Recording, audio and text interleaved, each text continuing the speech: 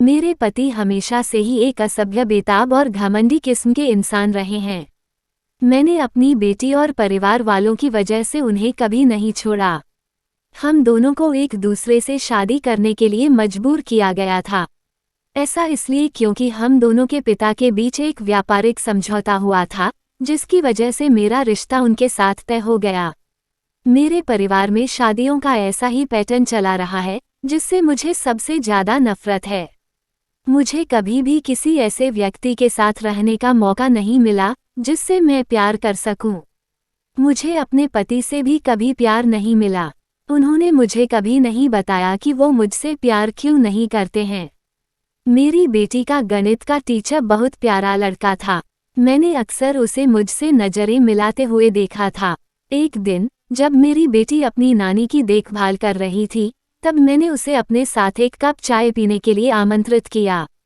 जब रसोइया अंदर से चाय लेकर आया, तब मैं लगातार उससे अपनी बेटी की पढ़ाई लिखाई के बारे में बात कर रही थी। वह देखने में काफी आकर्षक था। उसका अंदाज मजाकिया था, जिसकी वजह से मैं उसकी तरफ बहुत ज्यादा आकर्षण महसूस करती थी।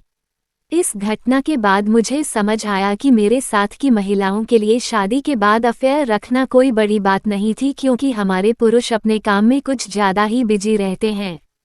मेरे पति भी इससे अलग नहीं थे। इस तरह मेरा उसके साथ अफेयर शुरू हुआ। अपनी बेटी के टीचर के साथ एक्स्ट्रा मैरिटल अफेयर रखने पर मुझे कोई पछतावा नहीं है। ऐसा इसलिए क्योंकि मुझे एक ऐसे व्यक्ति से प्यार और अटेंशन मिल रहा था जो जानता था कि एक महिला को खुश कैसे रखा जाता है। वह न देखने में काफी सेक्सी था, बल्कि उसने मुझे शारीरिक संबंध बनाते हुए कामों किया अच्छा भी महसूस कराया। जब घर में कोई नहीं होता था तो हम दोनों साथ में काफी अच्छा समय बिताते थे।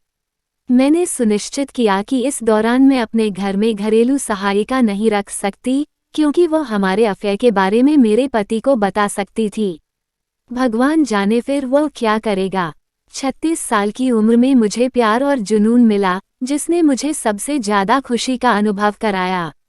लेकिन जैसा कि हर सामान्य अफेयर की कहानी में होता है, एक दिन मेरे पति ने मुझे पकड़ लिया। ऐसा तब हुआ जब मैं और मेरा प्रेमी एक दूसरे को अपनी कल्पनाओं से भरी कुछ सेक्सुअल तस्वीरें भेज रहे थे। इस दौरान मैंने अपने पति और बेटी की घर वापस आते हुए की आवाज सुनी। मैं काफी जल्दी में थी, जिसकी वजह से मैं उनका अभिवादन करने के लिए अपना फोन अपने बिस्तर पर रखकर नीचे चली गई। मैं उन्हें बातचीत में शामिल करने की कोशिश कर रही थी कि मेरे पति वॉशरूम का इस्तेमाल करने के लिए बेडरूम में आ गए। मैं एकदम से डर गई और उनका पीछा करते हुए कमरे की तरफ बढ़ी। मैंने देखा उसके हाथ में मेरा फोन था। वह उसे लगातार स्क्रॉल कर रहा था। यह सब देखकर मैं चौंक गई। मुझे लगा कि मैं इतनी बड़ी गलती कैसे कर सकती हूँ। वह मेरे टेक्स्ट मैसेज पढ़ रहा था। मुझे इतना डर लग रहा था कि वह मेरे साथ या मेरे प्रेमी के साथ कुछ न कुछ जरूर करेगा। लेकिन इसका उलट हुआ। उसने मुझसे शांति से पूछा, इस बारे में कौन जानता है?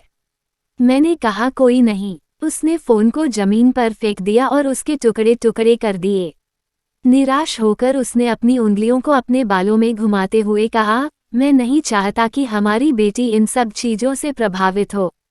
किसी को भी इस बारे में पता नहीं चलना चाहिए।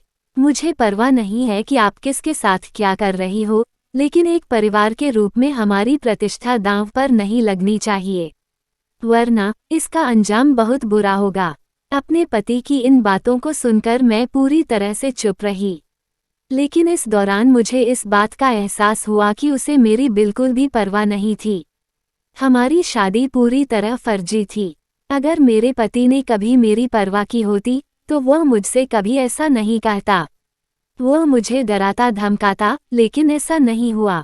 मैं भी काफी खुश थी कि उसे मेरे अफेयर से कोई दिक्कत नहीं थी, बशर्ते मैं इसे बस छुपाकर रखूं। मुझे पता था कि मैं यह सब बहुत आराम से कर सकती हूँ।